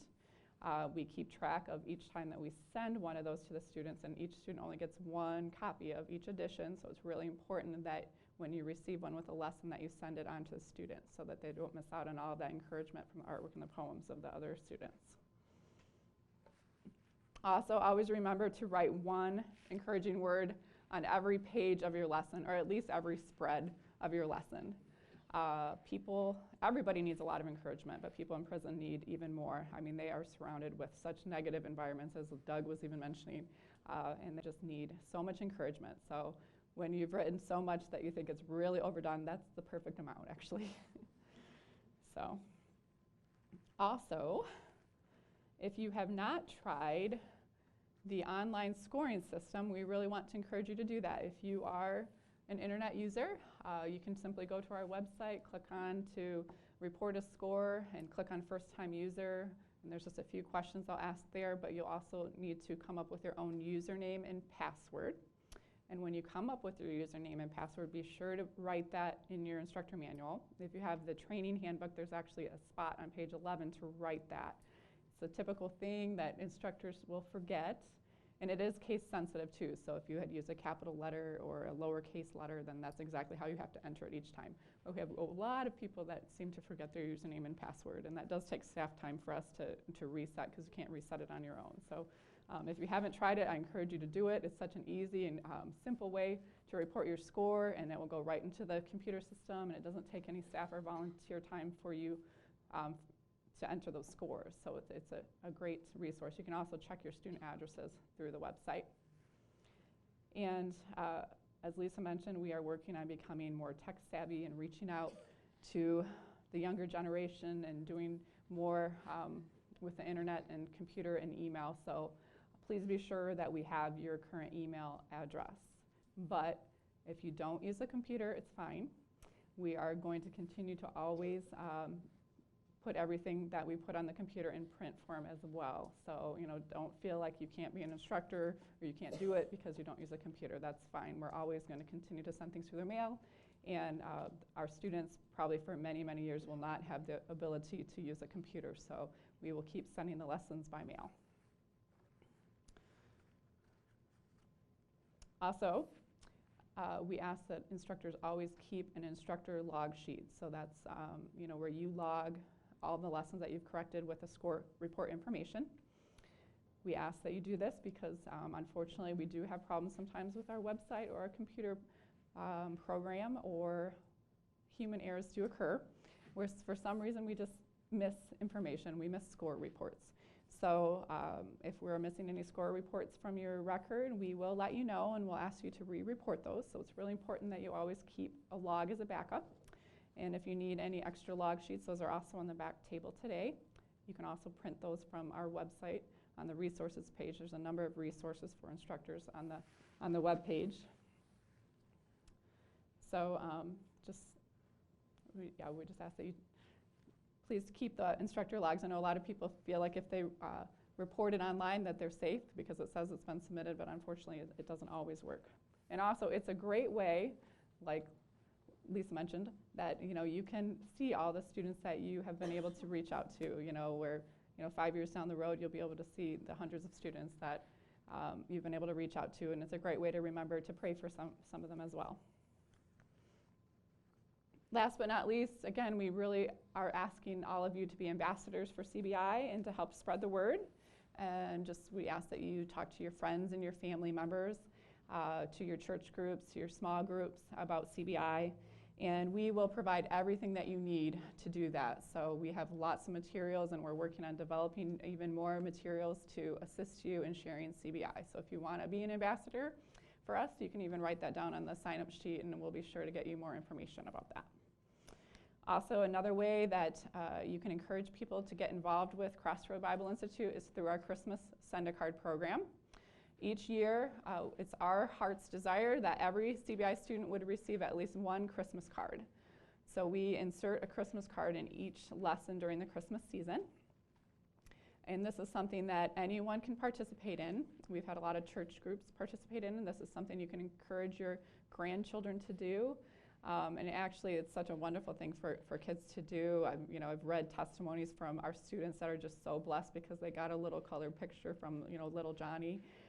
So it's a great way to introduce some of your family members or church members to CBI without, they don't have to be an instructor, but they can participate in that. All of you have instructions in your packet today, and there's extra flyers on the back table if you'd like to take some to share with your church or friends or family members today. Just be sure that you follow the directions so that all the cards can be sent to those in prison. And also, we ask that those cards are submitted by November 15th. Well, I hope this has been helpful information for all of you, and we will have a question and answer time after our last video. Okay? Actually, before. Oh, before. We're going to do question and answer now? Yeah. Okay. Yes. My question is this. Every lesson that I receive to correct, I get a spread the word pamphlet with it. And I send them every time, and I make reference to it in my letter to the prisoner. How effective are those sheets? How effective are those spread the word sheets? Do we get many returned to start new students? Sure. I think the 40% that I mentioned earlier on of our new students that are coming in by referral, many of them are coming in because of the spread the word cards. So we believe that that's a very effective tool. About 40% of our new students are coming in because another student's referring them. Yeah.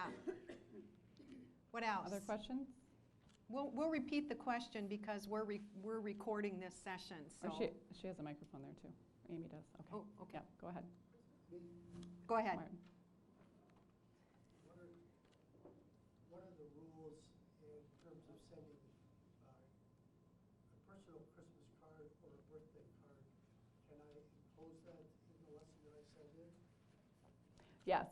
We encourage you, especially as a Tier 2 instructor or a Tier 3 instructor, when you have a personal student, to remember their birthday. It's a really important thing to do, to send them a birthday card. If you don't have a lesson, you can actually mail a birthday card directly to your student. Just always use the Crossroad Bible Institute return address on any envelope that you send. Never include, of course, your own personal information or personal address. Also, don't abbreviate CBI, write out the full name. Crossroad Bible Institute, there's some prisons that don't allow abbreviated return addresses to come. Recently also, we have seen a lot of prisons that have all of a sudden been rejecting colored envelopes. So I recommend if you can send a birthday card or Christmas card in a white envelope, that will help to assure that it makes it to the student. Also, you can insert it in a lesson. And you'll see, yeah, you can insert and send a card inside of a lesson too. I think that that is really a great suggestion too. We've been talking a bit about the power of mail, how mail gets delivered on the inside. Doug didn't really go into that, but mail call is a big deal in the prison every day. And inmates will tell us that it's the time that really separates, you know, the haves from the have-nots.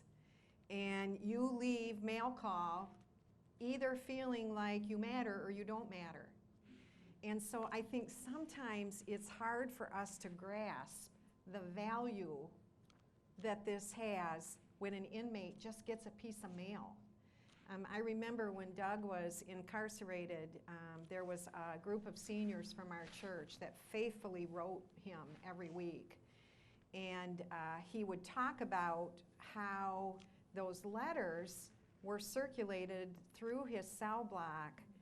And for many of those inmates, that was their only connection to the outside world. Less than 12% of prisoners get visitors. So we are dealing with a population of people that they're starving to be reminded that they matter. And so for me, it's almost unimaginable that mail could have that much value, but at the end of the day, it does. And then to not only be recognized that somebody that I don't even know cares about me, and they cared about me on a day that at one point had special meaning, like my birthday. So, you know, I would say go for it. And, you know, this idea of students sending birthday cards, I think it's powerful. I really do. So I would say yes, keep doing it. Yes. Oh, go ahead. You have one more? Well, I was wondering about the envelope itself. Do I just write the name on it? If it's in the packet. What are the rules? Yeah, if I you don't want to violate any rules. if you insert a card inside of your lesson, you do need to write on the envelope at least the first name of your student, because again, like I mentioned earlier, blank envelopes are not allowed. They're contraband. So if you were to stick a card inside a blank envelope and send it, then that would get rejected. So always write at least your student's name or happy birthday, Jack on the outside, something that needs to be written on the outside of the envelope. Mm-hmm. So then you could put like a Christmas card in a tier 1 student's Mm-hmm. lesson when you turned it? Yeah, be sure if you are inserting your own card that you follow all the guidelines on the Christmas card, because they are very specific. You can't have foil lined cards, you can't have glitter, any glue, any pop-up parts, any actual like foil on the cards. So cards that have like silver or gold edging on them, those are usually not accepted. So just be sure that you follow those guidelines. As long as it's a plain basic card, it should make it. Lisa? Yes. Just a comment. I know you're going to this technology Uh-huh. thing and all of that, Right. but I'm on the telephone. Ah. And I have instructors saying, oh, now he was so cynical. Mm. And I said, oh, what was he cynical about? Mm-hmm. So then I had to talk with her, and I said, I don't think that you want to put that in your letter, Yeah. that you're cynical. And Right. we have to encourage. And I get that quite a few times. I'm so glad I could talk to you because you encouraged me how to write my student. Yeah, So it does have its... Yeah, I think one of the things that we really want to be doing with better use of technology and telling the inmate story is there is a pretty wide gap between your worldview and the worldview of the inmate. So when an inmate does something, in your mind it means something. They have a very different measuring stick than you do. And really, we talk about it being almost like a third world culture. How when you evaluate something in sub-Saharan Africa and in the US, it means two very, very different things. So I had a man say to me last night that he had written twice and the student didn't write back, which to him indicated, I guess he's not interested and I'm moving on. And I think in our standard, if you're in the game, you're in the game and you write back, because that's what people do. But if you were raised in an environment where that was never modeled in your home, we're talking about people whose soft skills have never been developed. You know, by the grace of God, most of us were raised in a home where our parents taught us soft skills on what it means to follow through, what it means to be respectful, what it means to be appreciative. Those things that our mothers and our fathers taught us, we have a group of people that never learned those things. So therefore, when somebody doesn't write back, it doesn't equal, well, I'm not interested. It just equals I didn't write back. And so I guess all I can say is if we look at the model that we've been given in Christ, right? He never left us behind. We never had to prove that we were worthy of what he did for us. And I think a lot of times what gets in the way when we interact with people that we think are not like us is there's a contingency that they have to act a certain way in order for us to stay in the game. And that's a hard thing to really grapple with. But I think what you're saying is so true. That may not equal that the person is sarcastic, that the person is not interested. It just may equal that that's the way they learned how to navigate life. So good point. And what we hope to do is as we show more and tell more stories about the worldview or the life experience of the inmate, we can begin to enter into and evaluate their responses a little bit more holistically than we're doing today. Yes, question?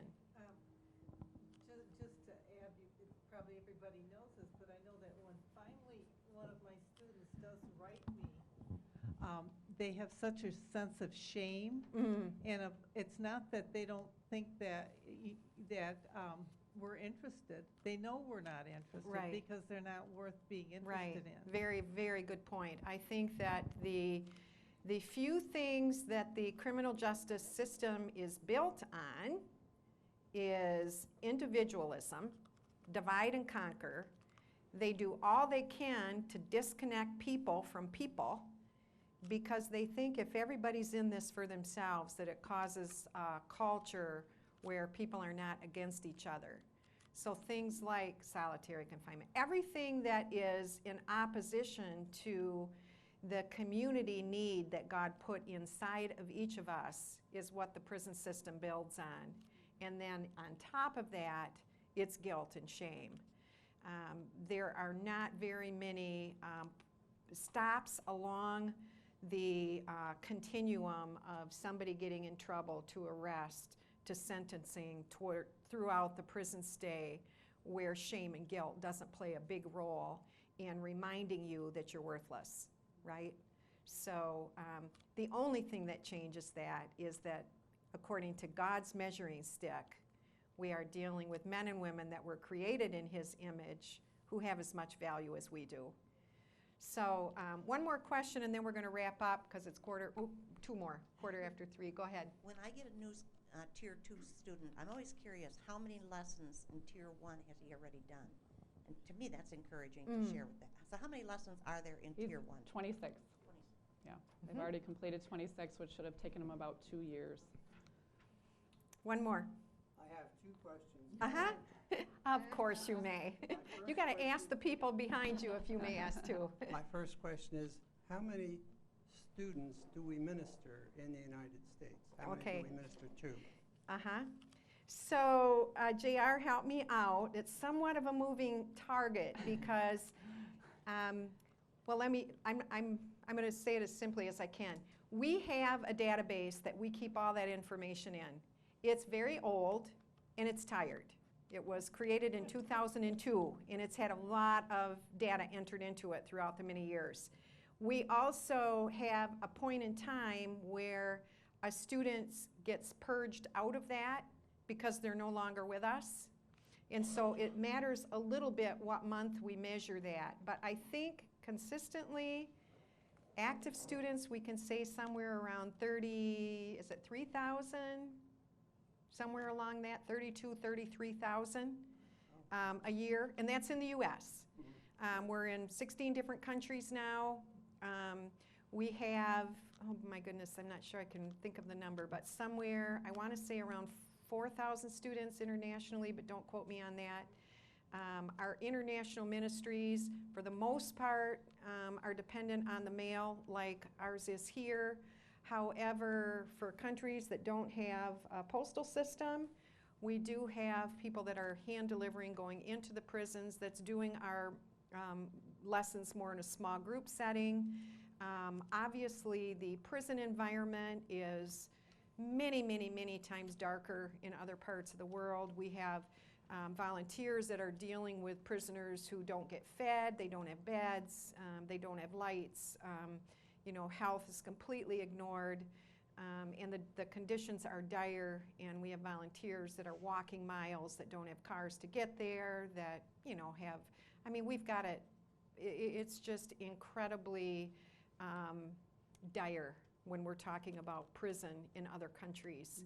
And I think, again, a burden that we would have is that as we really work on becoming an organization that's generous, that these amazing people that are overcoming barriers like you can't even imagine in other parts of the world, that we would be able to fuel their flame of passion, and we would see the gospel go forth across this world. At the beginning of your talk today, you stated a number of very interesting statistics. Are those statistics published anywhere, or can they be published anywhere? Yeah, they are.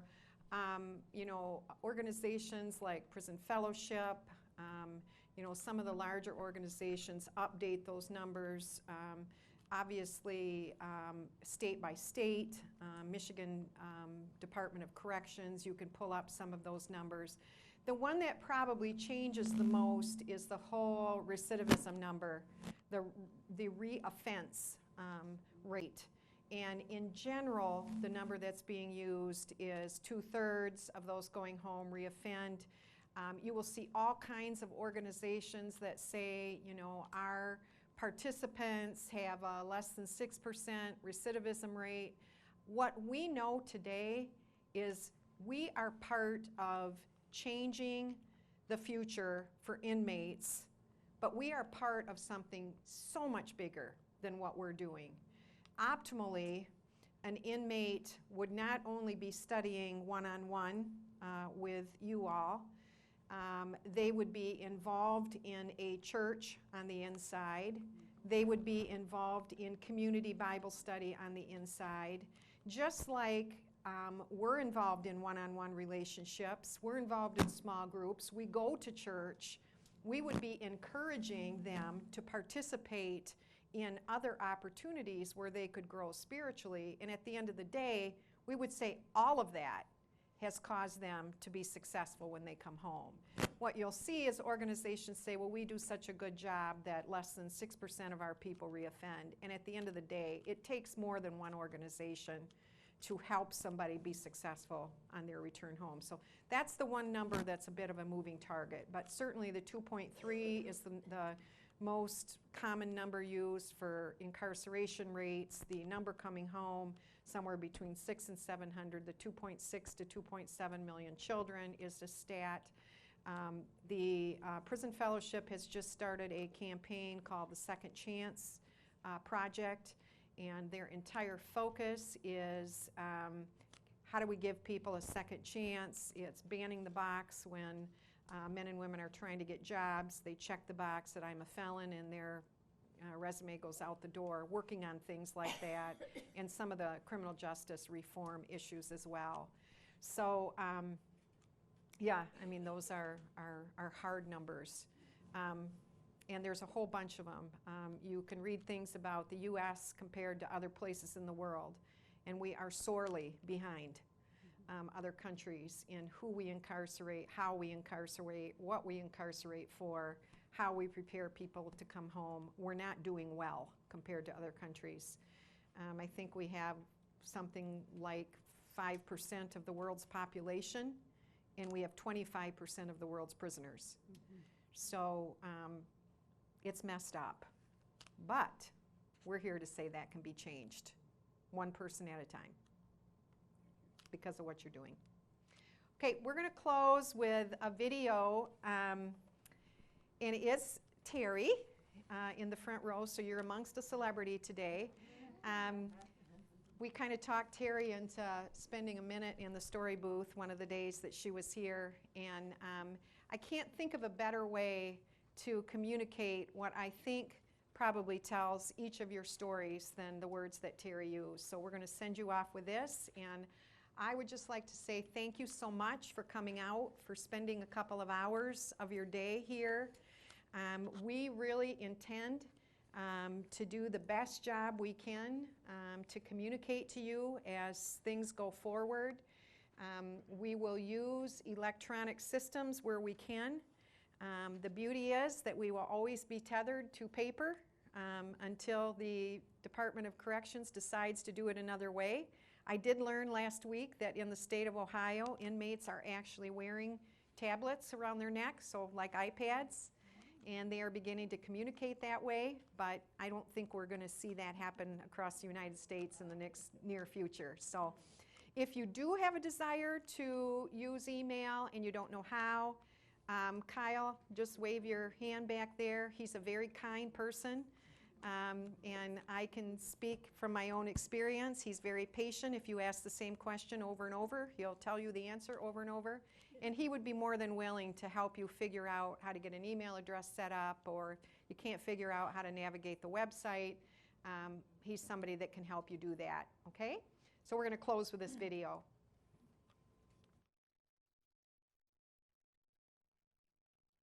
This is Terry. For 24 years, Terry has been writing letters to men and women in prison. And though they are scattered across the country and have very different backgrounds, Terry connects with each of them. I have 16 of them, and they are my dearest friends. Terry is a volunteer instructor for Crossroad Bible Institute. She reviews inmates' Bible lessons and writes them handwritten letters of encouragement. I'm very, very personal in my letters. I like the communication. They feel free to talk to me about their problems. One of my students, James, off the streets of Los Angeles, he didn't have any education, but he had to sell drugs to keep his mama going. He would write me 4-page letters, and I just loved every one of them. I have Saul. He was put in prison because he was charged with murder. But when I got his letter, he said, "But I did not murder Terry." And I believed him.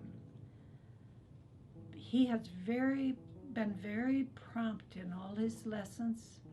He was a counselor in hospitals, clinics, and so forth, but he was sent to jail. I just got a letter last week saying, "Terry, it's been overturned." And he said I was counseling for my own prestige. But now, when I get out, I'm going to be counseling to the glory of God. And that just, I had the chills, and I had a few tears. Terry also volunteers in the Crossroad home office, answering phones and encouraging other instructors. That has been such joy, because I hear these 80 and 85-year-olds saying, "I never shared Christ before." And so when I'm on the phone, I'll say, "Isn't it a wonderful blessing?" So that I can bless them and they can encourage me also. Many of the instructors have said, "Oh, I look at prison in an entirely different way now. I go past a prison and they are people created by God, and He cares about them." I just encourage anybody, just any age, it will be the greatest blessing in your life that you've ever had. And to think that you're a part of God's kingdom and ministry is such a wonderful thing.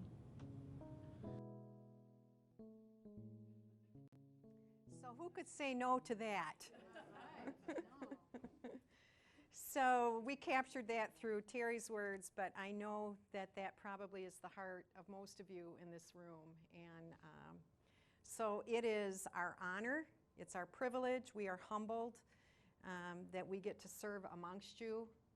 And I would just ask again that you remain faithful, that you tell your stories where you can, and that as a result of that, we would see God's kingdom expand here on earth as it is in heaven. That's really my prayer today. So thank you for being here. I just have a quick question. If we would recruit volunteers through our church, do you have like a training session every 3 months or something here? Or would we have to train them in our church? Yes and yes. I think that if we would actually have people that were raising up groups of people, we would be honored to do a training here, but we would also be willing to do a training in your church. We have not done much of that recently because most of our volunteers come because one person tells one person and that person actually gives the office a call and says, I want to get involved. And then we have material that we can send you and you can do training from your own home. But certainly we know that there is strength in numbers. We know that people sometimes appreciate that face-to-face contact, that interaction that occurs in a group. And it is our desire that we would have churches that are involved, not just individuals from churches. We know that our best marketing tool is the 5,500 instructors we have. We have challenged those instructors to do CBI. We have not necessarily been real thoughtful in equipping them to be ambassadors or be catalysts in their church for change. A woman last night that is not an instructor that came to our presentation in Zealand said that her eyesight is so poor that she's not able to be an instructor. But oh my goodness, what she's doing in her church to raise awareness of the plight of the inmate and the potential for change through Crossroads is powerful. And so we can go to churches left and right and stand up in front and talk about this great work. And obviously it's great work or we wouldn't be doing it. But it doesn't even compare to the value of you talking about it because you're doing it. So yes, we will help with training. I included in your packet today a green piece of paper. Sometimes we talk about tell your story and people are like, well, I don't know how to do that. I don't know what you mean. Answering those questions, you know, how'd you get involved? Why'd you get involved? What's it mean to you? Why do you stay involved? And what would you say to somebody who's hesitant? If you think about those questions, that's really sharing your involvement with somebody else. The other thing is, we put envelopes in there. If you want to fill out those forms and send them back to us, we will be happy to put your stories on our website. Because again, what encourages is your words. So let us help you with that, okay? Thanks again, everybody. The story booth, Aaron is pointing that way. I'm sure you're all just waiting to get over there and be in front of a camera. He'll make it really painless. Yes.